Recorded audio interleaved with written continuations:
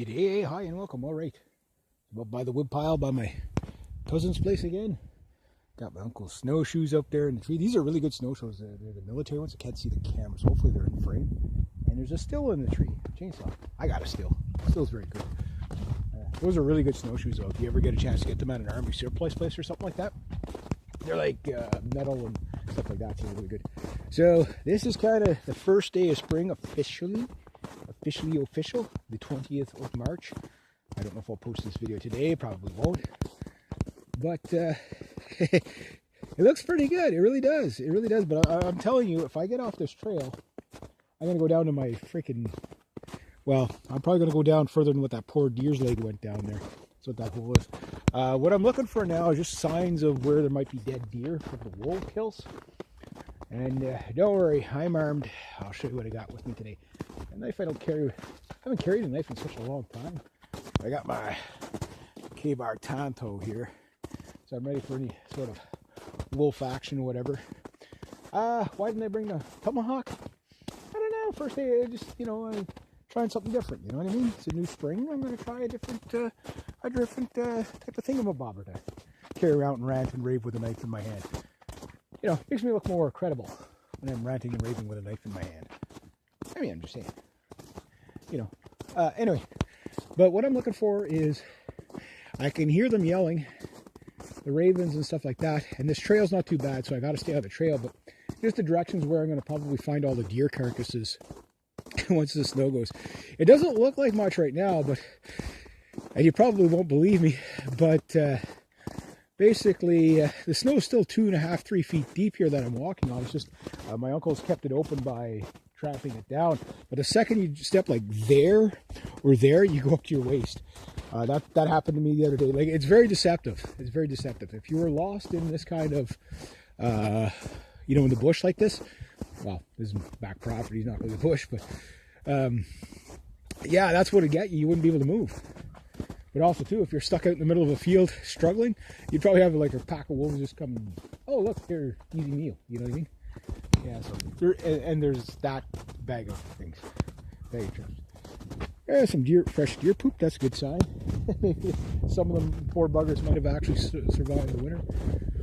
That tree came down here. Might have some lessons for you today. I'm gonna do some bushcraft lessons, such as, you knew I had to throw it at some point. Somebody's been accusing me of not being Canadian enough because they don't see any snowmobiles. Now, I came out here the other day to prove them wrong, show them all the big graveyard of snowmobiles I got here. Problem is I couldn't see them yet the other day because they were still buried under the snow. But I will prove you wrong. Oh yeah, it's getting kind of soft here. And it begins. We'll see how far I can get before I have to turn around. But I can hear ravens yelling over there, so there's probably dead deer there, dead down the swamp, and probably a ton up on the top of the hill, as there usually is every year. Something big sunk there. I think that's something big that's sunk there. So let's give you an idea. That goes down 2.5 feet. It's still not on the ground. So that's where I fell through the other day, like that. All of a sudden, you can see, and this is what kills all the deer, is when they fall through. Like early in the morning, there's a crust and you can run on it. So there's a whole. Oh, I can see the rake here, but anyway, yeah, they fall through and they break a leg, and then the wolves just jump on them and kill them. But right there's a whole bunch of snowmobiles right there. I got to wait for it to melt a little bit more. You can't even see them. So that's got to be pretty, considering some of the snowmobiles are piled too high. That's how deep the snow is. But you can see the hair off. I don't know if you can see the rake hair in the bush there. You might not be able to pick it up on the camera, but it's there. Oh, maybe I can show you a little thing.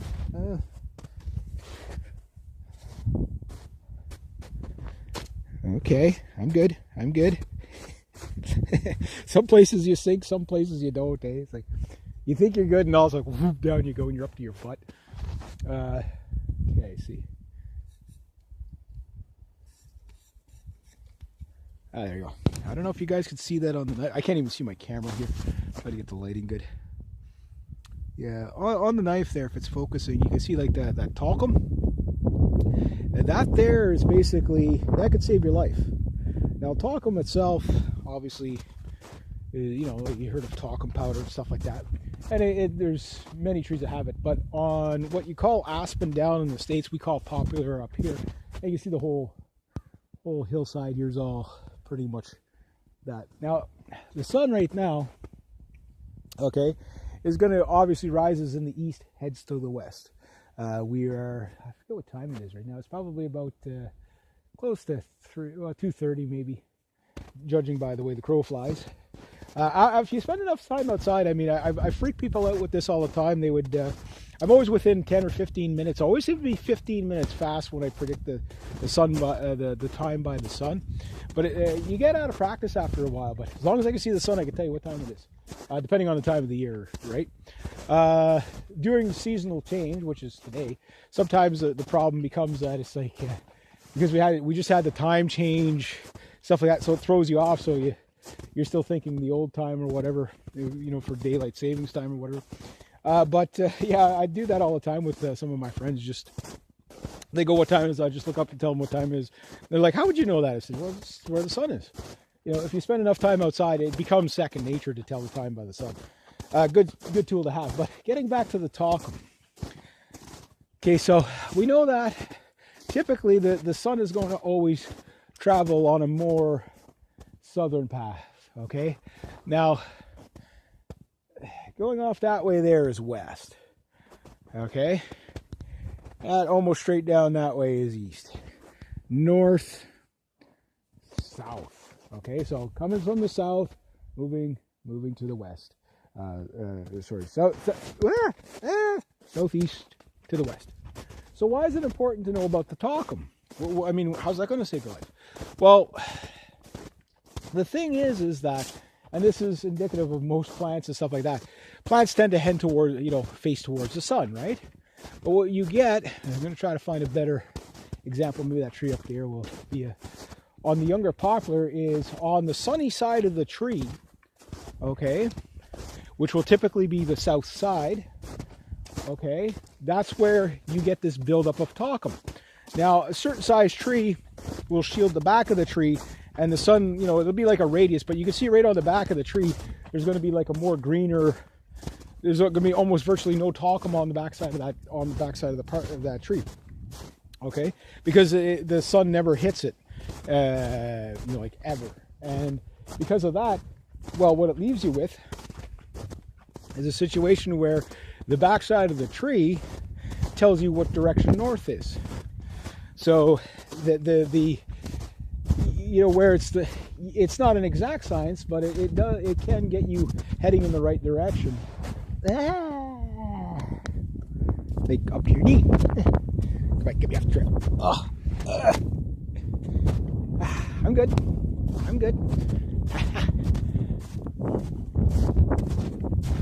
Anyway, don't mess with me, snow. But the fact that the snow is dying right now, I'm happy because I just killed it. Better not do that because I might lose the knife. I don't use this knife hardly at all. I was going to sell it. I don't know if I'm going to sell it or going to keep it, but I'll probably do some more bushcraft with this knife. Might as well use it, seeing I got it. I do like K-bars a lot. I know there's some people are... I'm a fanboy, I'll admit it. Also, don't want the thing to rot, so better keep it nice and clean. But yeah, so that's just a little bushcraft survival thing you may or may not be aware of. I forgot my selfie stick today. When I was here a couple of days ago, that tree was completely under snow. That's how much it's melted in a couple of days, which is good. I'm not complaining. Yeah. Oh, we've got finned. Now, I don't know if I can go much further than here. You can see where I fell through on the stepping off my cross-country skis, so I don't know. From this point on, it becomes no man's land. Like, it's a bit packed underneath, but oh yeah, I'm really sinking there now. Oops. I don't know if you heard that. Excuse me. It knocked the wind out of me, we'll just say. Oops. That was rude. But I was able to at least make it to the gate. Oh, we got some wolf tracks here. See how the wolves can just run across the top? It's not... A big wolf too. More wolf tracks here. There was a wolf killed by a bunch of other wolves, which happens. So I think what's happening with the wolves is they're so hungry right now because they've killed everything. It's like a pike in a pond, right? They've killed everything in the area that's easy to catch. And right now, because we're in March, it's a little, what the heck? The tree. I gotta go check that out. Yeah. That is bizarre. I want to see what that is. That, oh my God, what is that? Is it alive? Okay, guys, we got our first. Oh, okay. Oh, okay. Deer kill one. Here we go. However, this is going to be a bushcraft mystery. Okay.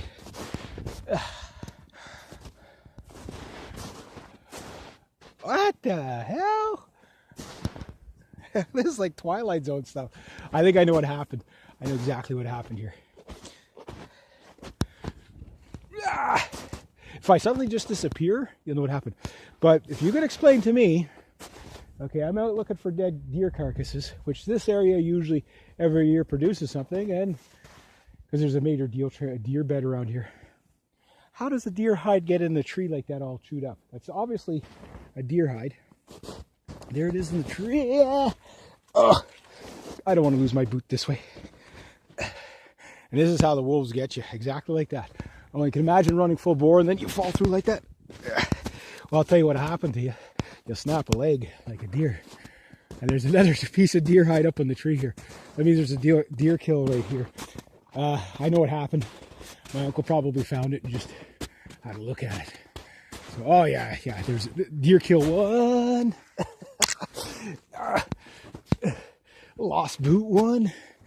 Almost every year there's a deer killed here. So there's another deer hide in the tree. That kind of threw me off a bit. Wasn't expecting that. So there's almost every year there's a deer or two killed here. Not too much left to it, that's for sure. Oh yeah, okay. Oh my God, what is it? There might be two here. Well, let's investigate. I really don't want to be sinking down in deer gut crap stuff here. So here we go. I'll get the other camera, I'll get better footage. So right on the deer trail like this. So what'll happen when the snow's a lot deeper, the deer stay right on the trails. And then what happens is the wolves come down and they just ambush them on the trails and they just kill them on the trails. As soon as the deer jump off the trails, that's it. So you see there's not much left, hardly anything left. They ate it all. Usually what they'll do is they'll eat a bit, go kill another one, and eat a bit. Now what I was saying is that almost every year, well not almost every year you could literally set your watch by it, that what happens is the deer basically, or the wolves basically, this time of year when there's a crust, there's not a great crust this year, but in the morning you could run on this like pavement, right? Even me, even something as big and fat and heavy as me. So the wolves can just run across as fast as they can. So all the wolf pups this time of year, this is when they teach them how to kill. And what ends up happening is they teach the wolf pups to kill.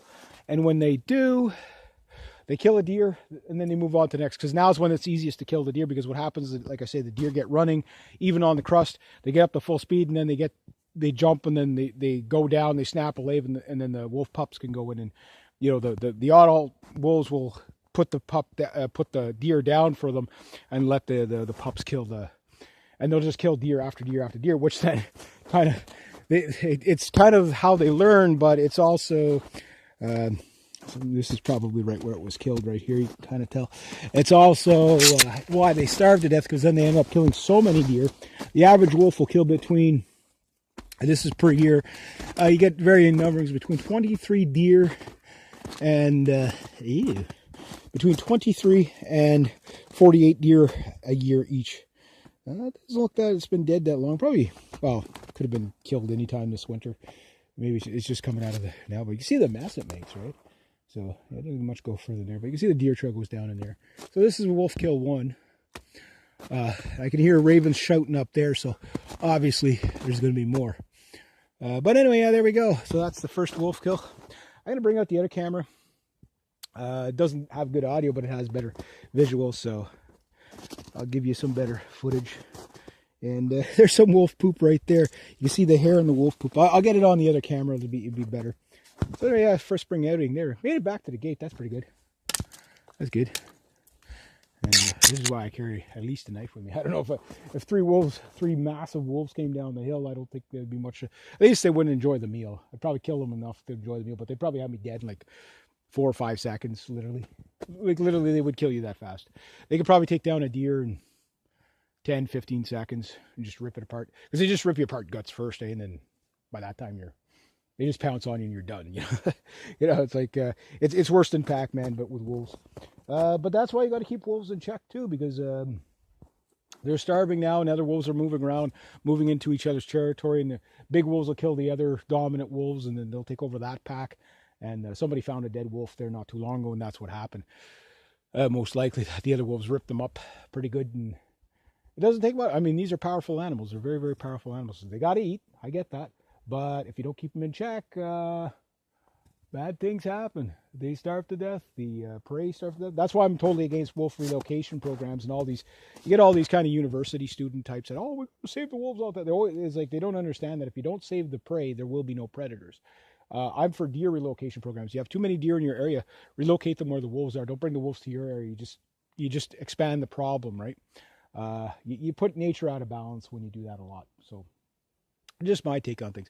And I'm going to get the other camera out and I'm going to film with it and give you a better, clearer view of what's going on in here. Because although it is getting later in the year and the days are getting longer, the daylight doesn't last too long either. So yeah. Whoop.